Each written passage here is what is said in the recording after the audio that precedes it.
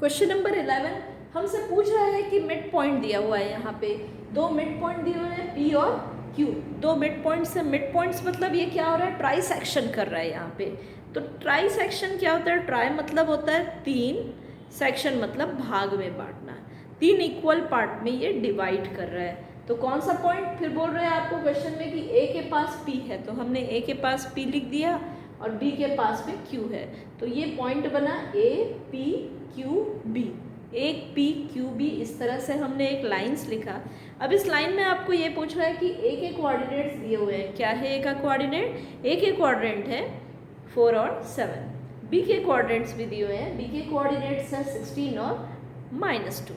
ये कोऑर्डिनेट को पता करके ही हमें इसका कोऑर्डिनेट निकालना है। कैसे करेंगे ये क्वेश्चन, तो ये क्वेश्चन करने के लिए देखिए तीन इक्वल पार्ट में अगर डिवाइड कर रहा है तो ये इन दोनों पॉइंट का मिड पॉइंट हुआ, राइट, ये इन दोनों पॉइंट का मिड पॉइंट हुआ। तो हम मिड पॉइंट का फॉर्मूला निकाल के इसको कोऑर्डिनेट्स रख लेंगे। अब ये बताइए, ये इन दोनों पार्ट का मिड पॉइंट हुआ, राइट, अब ये इस दोनों का मिड पॉइंट हुआ, तो अगेन हम कोऑर्डिनेट्स की वैल्यू रखकर इसको सॉल्व कर लेंगे। So let us solve it step by step. Step by step इसको सॉल्व करने के लिए सबसे पहले हम आते हैं इस पॉइंट पर। तो P के कोऑर्डिनेट क्या है x, और इसको मिड पॉइंट हम माने तो ये आ जाएगा 4 + x2 divided by 2। Mid point का फॉर्मूला होता है, राइट, आपको पता है कि x कोऑर्डिनेट की वैल्यू क्या होती है, x कोऑर्डिनेट की वैल्यू होती है x1 + x2 डिवाइडेड बाय 2। तो x2 हमारे पास नोन नहीं है इसलिए हमने x लिखा, इसको यहाँ ट्रांसपोर्ट करते हैं हम, तो इस तरह से हमें मिल जाता है ये बेसिकली x की वैल्यू हमारे पास में नहीं है, तो ये हमारा इक्वेशन नंबर 1 रख लिया हमने। नेक्स्ट सेम हम y के साथ में करेंगे, y1 की वैल्यू क्या हो जाएगी, अगेन y1 है यहाँ पे 7 प्लस यहाँ वाला पॉइंट हो गया y2 डिवाइडेड बाय 2। इसको आप क्वेश्चन नंबर 2 करके इक्वेशन नंबर 2 करके रख दीजिए, तो ये हमें x1 और y1 की एक वैल्यू मिली। इसी तरह से हम करेंगे, अब ये हमने माना था कि जब a और p, q का मिड पॉइंट है p, तब हमने इसे माना था। अब हम q को लेंगे और q b और p का मिड पॉइंट है, तब इसकी वैल्यू क्या आएगी, इसे निकालते हैं। तो चलिए इसे निकालते हैं फिर।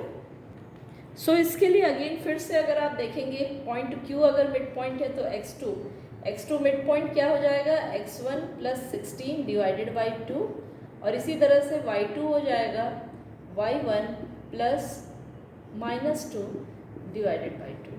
तो y2 की वैल्यू आ गई plus into minus -2 divided by 2। ये हमारा सेकंड पार्ट आ गया जिसमें हमें x1 और y1 के कोऑर्डिनेट्स मिल गए, x2 और y2 के कोऑर्डिनेट्स मिल गए। इसे आप इक्वेशन नंबर 3 नाम दे दीजिए, इसे आप इक्वेशन नंबर 4 नाम दे दीजिए। अब आपको सब्स्टिट्यूशन करना है। आखिर ये सब्स्टिट्यूशन क्या होता है, हमारा सब्स्टिट्यूशन एक ऐसी टेक्निक होती है जिसमें हम पर्टिकुलर वैल्यू को पता करने के लिए, यहाँ देखिए आपके पास x1 और y1 में आ गया। अब आपने बताइए कि x1 और y1 की वैल्यू ऊपर आपने निकाला है, अगर हम सबको इसको एक ही टर्म पे कर दें, आपने देखा है x1 x2 ये दो अलग अलग वेरिएबल हो गए, अगर सबको हम एक वेरिएबल में कर देंगे, x1 के फॉर्म पे कर देंगे, तो क्या हम आंसर का सॉल्यूशन बता सकते हैं? हाँ, इसीलिए हम लोग यही करेंगे। एक्सल इक्वेशन 1 से हम x1 की वैल्यू इक्वेशन 2 में रखेंगे। तो चलिए रखते हैं फिर इसे।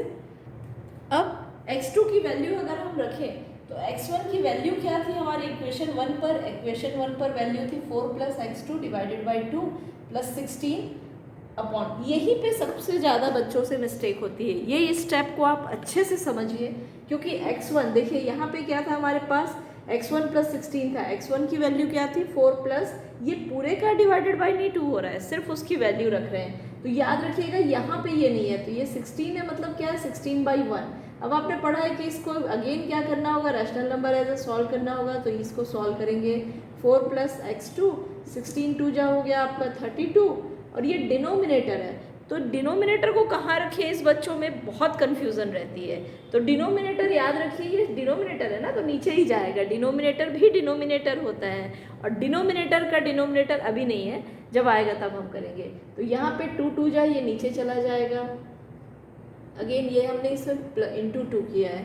तो चलिए इसे सॉल्व करते हैं। 4 × x2 कितना हो गया, 4x2 4 प्लस x2 था, सॉरी ये, सो ये आ गया 4 प्लस x2 प्लस 32 प्लस 4 हम ऐड कर सकते हैं यहाँ पे, तो ये आ गया x2 प्लस 36 डिवाइडेड बाई 4। ये हमारे पास x2 की वैल्यू आ गई। अगेन हम इसको ट्रांसपोर्ट कर देंगे, तो वैल्यू को हमने जब ट्रांसपोर्ट किया तो ये यहाँ पे आ जाएगा 4x2 equal to x2 plus 36। तो ये x2 यहाँ ट्रांसपोर्ट होकर क्या बन जाएगा, 4x2 minus x2 equal to 36। 4x2 minus x2 आ गया 3x2 इक्वल टू 36। और अगेन ये x2 जो है ये ट्रांसपोर्ट हो जाएगा तो क्या हो जाएगा, ये हो जाएगा x2 equal to 36 divided by 3, या इसमें इक्वल टू 12। तो हमारे पास फर्स्ट वैल्यू आ गई है, फर्स्ट वैल्यू हमारे पास x2 की आ गई 12। और जब x2 की वैल्यू आ गई तो क्या हम x1 की वैल्यू निकाल सकते हैं? जी हाँ, इस इक्वेशन में अगर हम x1 की वैल्यू रखें तो हम x2 की वैल्यू निकाल सकते हैं।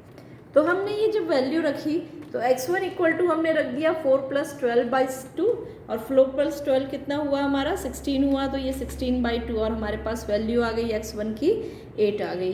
तो इस तरह से ये फर्स्ट पार्ट सॉल्व हो गया, हमने देखा कि x1 की वैल्यू आ गई। सिमिलरली हम y2 की वैल्यू निकालेंगे, so let's put the value. So यहाँ हमने कैसे सॉल्व किया, y2 की वैल्यू रख दी, y2 की वैल्यू क्या हो जाएगी 7 प्लस y1 था यहाँ पे, तो y1 पे वैल्यू रख दी 7 plus y2 divided by 2 minus 2। अब देखिए इसके डिनोमिनेटर में 2 है यहाँ पे ऊपर, लेकिन यहाँ पे क्या होगा -2/1 है, इसीलिए हमने क्या किया LCM 2 ले लिया। LCM 2 लेके इसको मल्टीप्लाई कर दिया, इस पूरे का कॉमन डिनोमिनेटर 2 हो गया। अब इसको सॉल्व करते हैं, 2 2 जा -4 प्लस माइनस माइनस हो गया, और 2 यहाँ पे जाएगा तो 2 2 जा 4 हो गया, 7 - 4 3 प्लस y2। इस पूरे इक्वेशन को जब हम सॉल्व करते तो हमारे पास में आंसर आ जाता है 4y2, यहाँ 3 प्लस y2, इसको ट्रांसपोर्ट कर दिया हमने 4y2 plus 3y plus y2।